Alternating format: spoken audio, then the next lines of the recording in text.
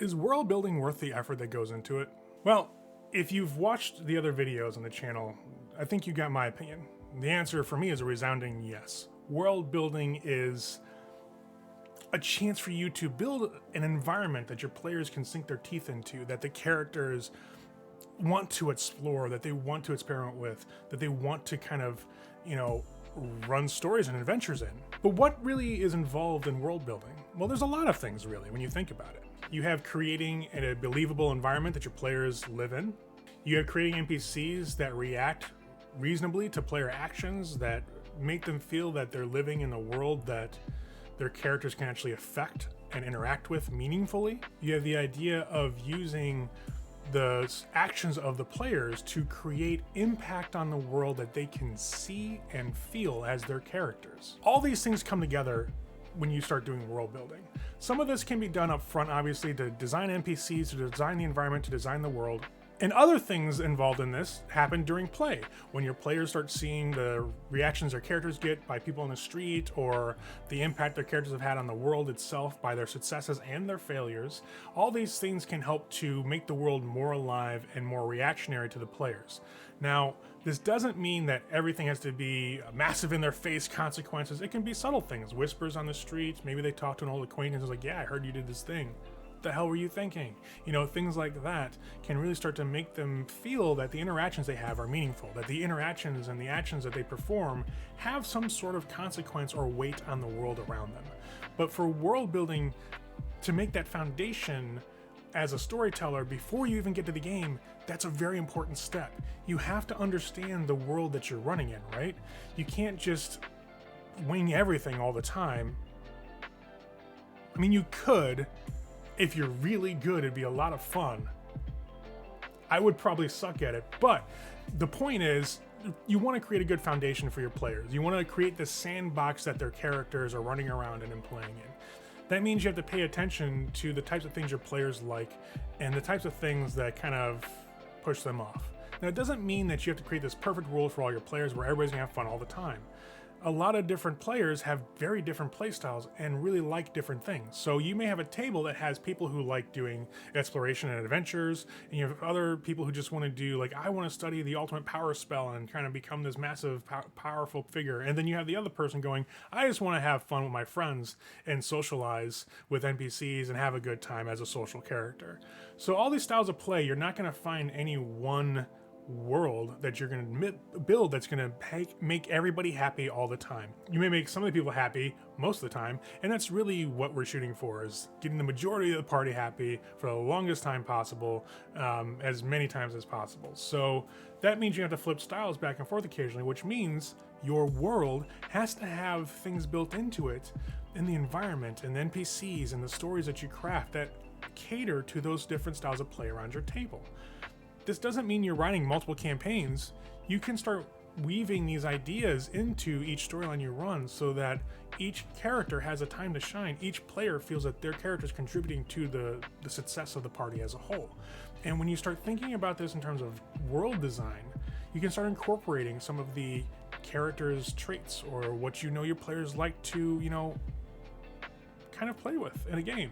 You can start putting those things into the world. Like, say, if we have a really good group that likes doing dungeon crawls, but you're running in a world that doesn't really have dungeons, well, time to design some, put some in. If you want to put that in your story and cater to that part of your players' desires, build it into your world. Make it make sense. Like, maybe the dungeon wasn't there all the time and they're running in a town that has just been isolationist, and now they know why, because everybody in the town is mining for precious ore vein down below and create this massive spidering series of tunnels and caverns that's now become a dungeon. And then Drow from the Underdark moved in, or other wildlife or other monsters, and created a dungeon underneath that town that now they need help of adventurers to come clear it out. And you can do these types of things in your world when you start creating those pillars, the basic foundations of the stories that you want to tell, and start catering to those types of things. You can really start to see a world take form.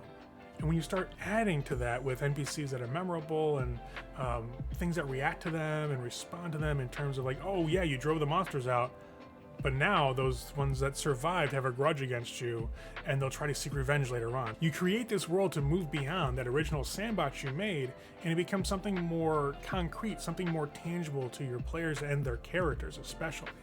And that's really the big part of world building. Now, a lot of talk will be done on various channels and various threads of, this website or that website, or D&D forums here and there, or other forums for other games, about how no, world building is just creating the world that your players live in, and just doing the basic, what's the setting, what's the planet, what's the temperature. Those are all very important parts of world building, yes.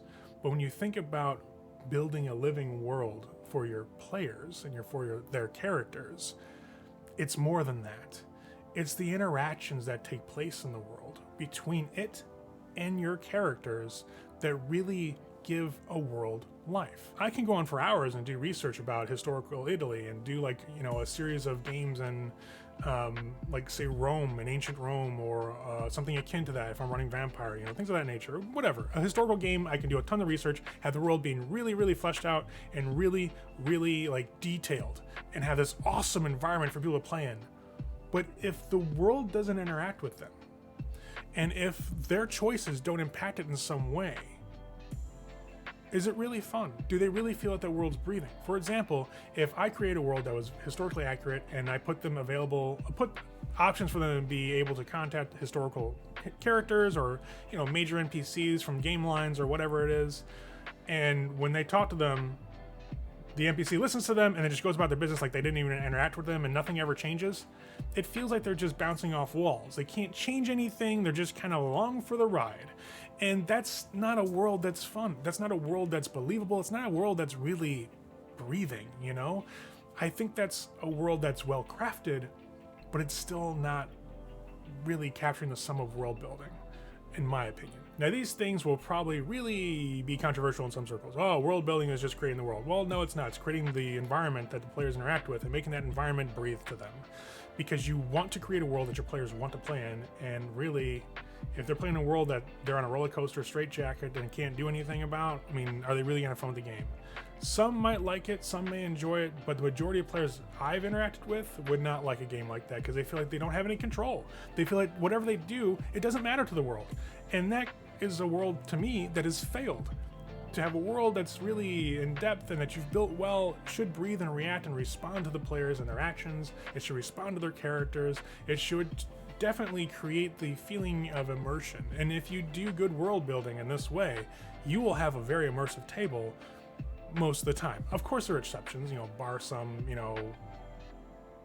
weird world in which you make the perfect game.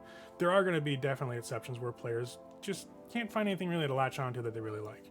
And in those cases, you can start altering the world a little bit to obviously cater to their style of play or what they're looking for. You are the dungeon master, you are the storyteller, you create the world, you keep it running. So if the world you made doesn't seem to connect with anybody, nobody says you can't change it. You have to be able to adapt, you have to be able to sometimes do things on the fly. Most importantly, you have to be willing to. A parting word on world building is that it's important because you want to have your players be able to sink their teeth into the world and thereby sink their teeth into the story you're telling, make it feel that it's welcoming immersion, that they want to play in this world, that they want to explore it, and it lets you feel that your players are getting more enjoyment, which can help you enjoy running the game more. But most importantly, the thing you have to learn above all else is to be willing to adapt the world you make. Don't make it just solid where it's going to break if somebody bends too far. Make it adaptable, make it to where you are able to change things as necessary. If you're willing to do that, if you're willing to admit that maybe I didn't make the perfect world, that will help you a lot. I wish I learned that early on, to be willing to be wrong, and to misread your players, and be willing to adapt on the fly, to change things and make it more fun for them. And you can start to have a lot more fun and a lot more give and take with your players about the world and about things are going on in the world and how things are reacting to their characters. You start to create this give and take about your story too, where your players have as much input as you do in many cases. You obviously are still the final word of what goes down in the story, but when you create this interactive narrative, when you start to do storytelling as a joint effort between you and your players, and you guys come together on that, it creates an awesome story and a really fun experience. That's all we got for this week, guys. So be sure to stop in next time. We're going to talk a little more about this world building idea, but we're going to bring it a little more down to the ground and talk about NPC creation and crafting memorable NPCs. So as always, if you like what you saw, hit the like button, subscribe if you want updates when we come out with new videos, and as always, everyone, have fun.